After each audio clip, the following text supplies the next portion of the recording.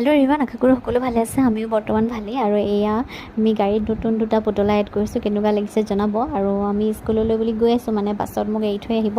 ৰাতিপুৱা সময়খন খুব ধৰা-ধৰি হয় নহয়। আৰু এয়া ইমান ধুনীয়া পৰিৱেশৰ মাজত গৈছোঁ। আৰু স্কুলৰ পৰা আহি পাই ধুনীয়াকৈ অকণমান জিৰাই লৈছোঁ। এইখন সময় যে কিমান ভাল লাগে নহয়। আৰু বোলো দাদা আহিছে নেপালৰ পৰা, তাক ক'লোঁ অলপ বজাৰ কৰি আহোঁগৈ ব'লা, তোমাক কিবা এটা টেষ্টি খুৱাম। আৰু এই বজাৰ কৰি থাকোঁতে মায়ে ফোন কৰি ক'লে নিৰ্ভীয়ে বোলে কান্দি আছে, সেইকাৰণে আধা বজাৰ নকৰাকৈ গুচি আহিলোঁ। আধা বজাৰ দাদাইহে পাছত কৰিলে।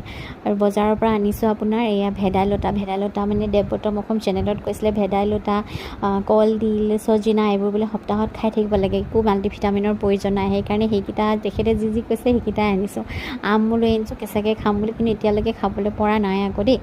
বিটৰুট আনিছোঁ বেটাৰ কাৰণে। আৰু মাংস যিহেতু আনিছিলোঁ, মাংসটো ভাবিলোঁ তাত কলডিল দি বনাই খুৱাম। কেলৈ কি সিহঁতে নেপালত কলডিল দি মাংস খাই নাই পোৱা নিচিনা মোৰ লাগিলে, কিন্তু ৰেচিপি একো দিয়া নাই। এয়া নিৰ্ভীৰ মাংস। তেন্তে ভিডিঅ'টো চাই কেনেকুৱা পালে জনাব।